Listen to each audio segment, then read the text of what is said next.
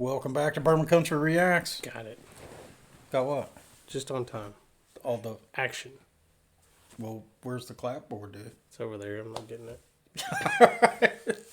So, that's Dustin, our director that is not directing. Uh-huh. And I'm Keith. He's the music guy, allegedly? It's been said. Yeah, allegedly. Yeah. So, we got a bribe from the car wash. Yeah, Jason from the car wash sent us a bribe. Is it weird to you how many people from the car wash watch this channel? It scares the shit out of me. Okay, good. I'm not alone. I feel like at any given moment I could talk myself into the unemployment line on this channel. Yep. And the sad part is you get what you get. Yep. And we're drinking. Yes. So it's like double. There's some risk here, it feels like. We don't edit. We do not edit. Nope. So what you see is what you get. Yeah. Even like some of our people that work with the car wash, have been, it's weird. Anyway, So Jason, thank you. He was down. Jason doesn't drink bourbon. Okay. Or at least not very often. He was down in Lexington, and he was at a distillery, and he said he went to them, and he goes, point something to me that they can't get at a liquor store in Indiana. All right. So he got us this. Way to go, Jason. Heck That's yeah. exactly what we want. That's awesome. And he gave us, a Town Branch. I've never even heard of Town Branch. We've had one Town Branch. It was Have we? Yeah, it was a yellow. It had like a yellow label to it. Okay. This one is not one that we've had. Can promise you that. Okay, I guess I get to learn why later. Yeah. All right, so the song Jason wants to hear with this is Jamey Johnson's High Cost of Living. No! You guys can't see it because of the video resolution, but the pull tab broke off at about 4 millimeters. I'm going to have to resort to violence. Oh, shit.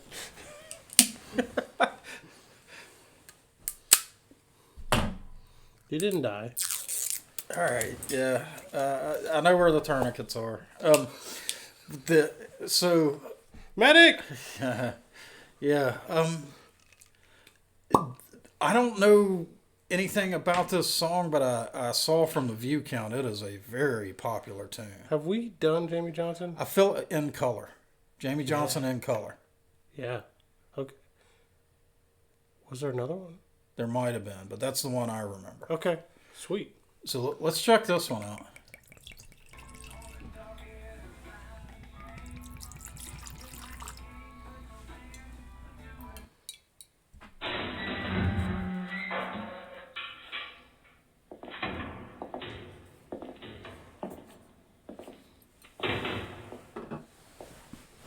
Here's all your paperwork.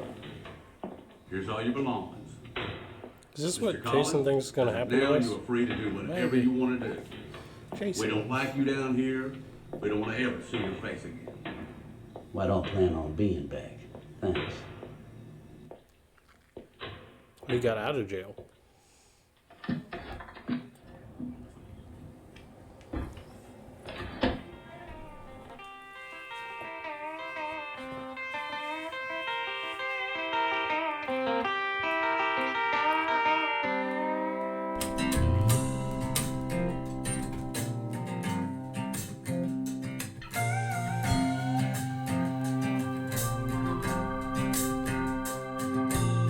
I was just a normal guy.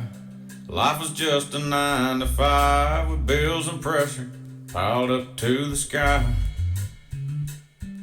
She never asked, she knew I'd been hanging with my wilder friends, looking for some other way to fly.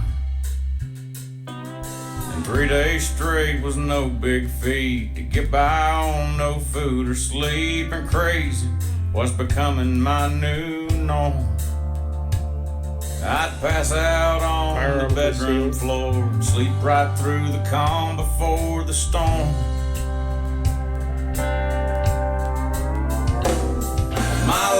was just an old routine. Every day the same damn thing. I couldn't even tell I was alive. I tell you, the high cost of living ain't nothing like the cost of living high. Damn. That Southern Baptist parking lot was where I'd go to smoke my pot and sit there in my pickup truck and pray.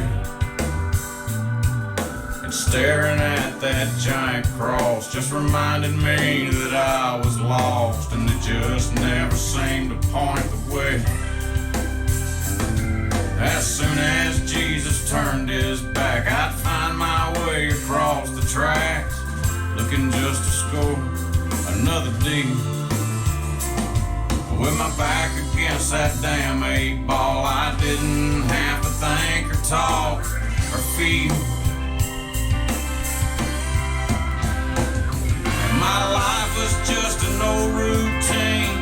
Every day the same damn thing. I couldn't even tell I was alive. I tell you, the high cost of living ain't nothing like the cost of living high.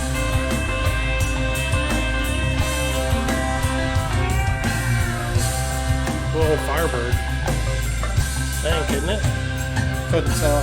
My whole life went through my head, laying in that motel bed, watching as the cops kicked in the door. I had a job and a piece of land. My sweet wife was my best friend, but I traded that for cocaine and a hole. That's funny. With my newfound sobriety, I've got the time to sit and think of all the things I had and threw away. This prison is much colder than that one that I was locked up in just yesterday. My life is just an old routine. Every day the same damn thing. Hell, I can't even tell if I'm alive. I tell you, the high cost of living ain't nothing like the cost of living high. I tell you, the high cost of living, it ain't nothing like the cost of living high. I live to see it all, but I'll always be dreaming like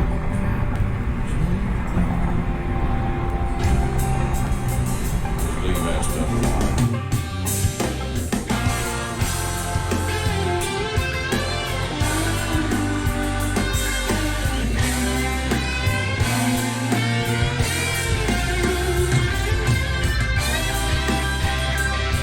Leonard Skinner guitars. Oh yeah.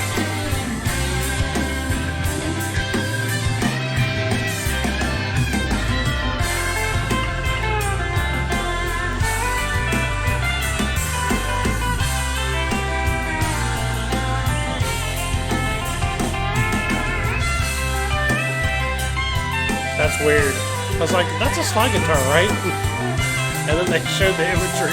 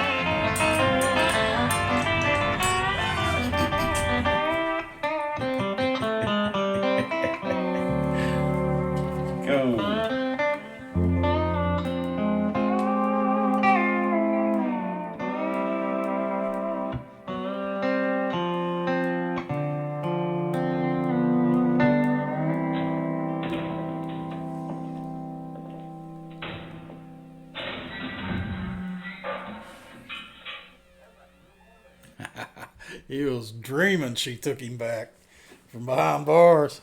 I'm dreaming he got out. Yeah. So I wonder how recent that song is. I don't know. And the reason I ask is because that had so the vocal delivery is pure country, right? But the music was very Southern rock. Yep. Like, I mean, there were Leonard Skinner guitars. I heard more than just Skinner in there. And if I heard Molly Hatchet influences, I mean, I there's some Southern rock in that. Okay. And I kind of hope that style of music makes a comeback. Wouldn't it be cool if this was recent? Yeah. Like That'd be cool as shit. past year or so. Yeah, that'd be cool as shit. And it's clearly very popular, so we're not the only ones that I think it's cool as shit. like that Southern rock vibe. You got to figure, though, there's a whole generation out there that's never heard Molly Hatchet.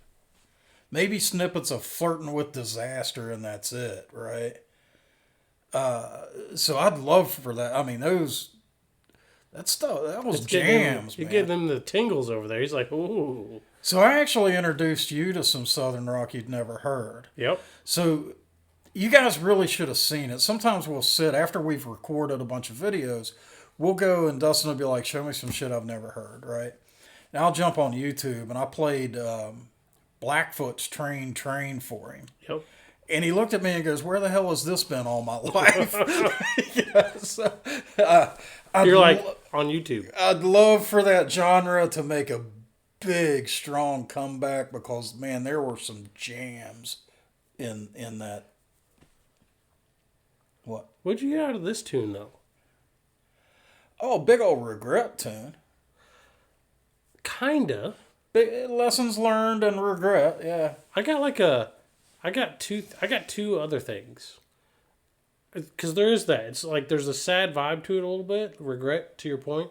But there's also like at least what I got was hey, the grass isn't always greener on the other side kind of deal. So, I mean, it would be easy to infer some hope there in the song, right? Because he's sober now. Well, it's kind of forced on him because he's incarcerated. Right. He could get high inside if he wanted to. Kind of. But, so I'm a little jaded by that because I understand the recidivism rates. So it's real common for somebody to go in and get sober because they don't want to deal. But then they get out and then they're not. First day out, man, they're back, you know, and they've sat inside and sworn over and over again to anybody to listen. They're done with that lifestyle, and get out and get right back to it. Agreed, but at the same time, it was like he realized, to your point, regret. He realized he missed the appreciation he should have had for what he had, and I think for a lot of folks in that situation, that's a very genuine feeling at the time, right? Until they hit the street again, Right, and that's not. Yeah. And it's like, hey, buddies, I'm back. No, really, I'm back in jail again. Yeah. Coasters. So, Jason, that was a cool tune. Very cool tune. That was a neat tune. One other thing I wanted to say about the song before we get into the bourbon. Do you remember the In Color song? Vaguely, yeah. How much of a contrast is that song from this one? Couldn't be more. Night and day. Like, I didn't even think it was the same dude. I looked it up to see, like, is it spelled differently? Is this a different guy? Is this the first time you've taken a drink of this? Uh-huh. He is slacking. What? Just crazy complex. Uh-huh. And it's going to hit you differently on your third sip. Promise. So my first sip, There's something weird in it on the first sip. crazy super bitter up front, Yep. mixed with vanilla And some citrus. and some citrus. Vanilla and citrus together is kind of weird. It's like toothpaste and Right. orange juice. And then it just went completely flat. Your third sip will change it. It's this is super complex. That was number 2 for y'all that are counting at home. So the bitter and up front and vanilla mid stayed. And something I absolutely cannot describe happened on the finish. All right, let's go for the third sip. Dustin says that's where... Let it sit for a minute. Gotta chill for a second. I want to chill. It's like on the finish, to me, kind of what it does is it like fizzles. Like the back of your tongue like sizzles. Like when you drink a Sprite almost. I got that, but there's some flavor back there on the finish that I just can't... I got a bunch of oak back there. Dark chocolate and oak. And citrus. Lots of citrus.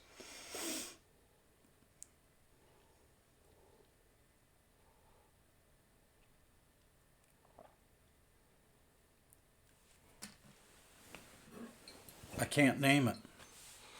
It's really good, though. Ooh, I think this is hotter, and I think it is, too. That's actually hitting me. Those 3 sips are hitting me. Oh, I'll give you a history lesson while he's noodling on what he's getting up in there. I can't name it. You'll figure it out. The city of Lexington, Kentucky was built on the banks of the Town Branch of Elkhorn Creek. Its waters provide power for every industry as well as limestone filtered water for distilling. Being the first new distillery built in Lexington since Prohibition, Town Branch is proud to revive its city's distilling tradition. It's pretty cool.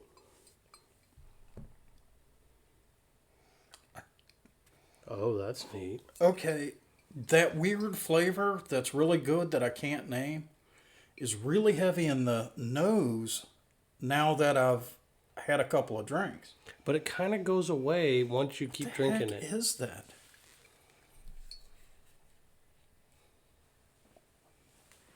Grapefruit?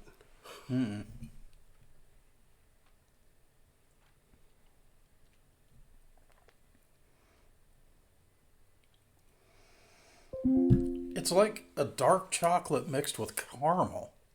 There's some of that too, for sure.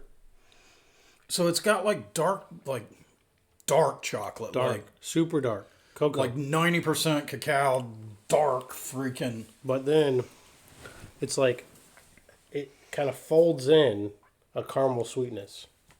Like it literally kind of just... Like comes right behind it. Yeah. And just, they like get together. Like a...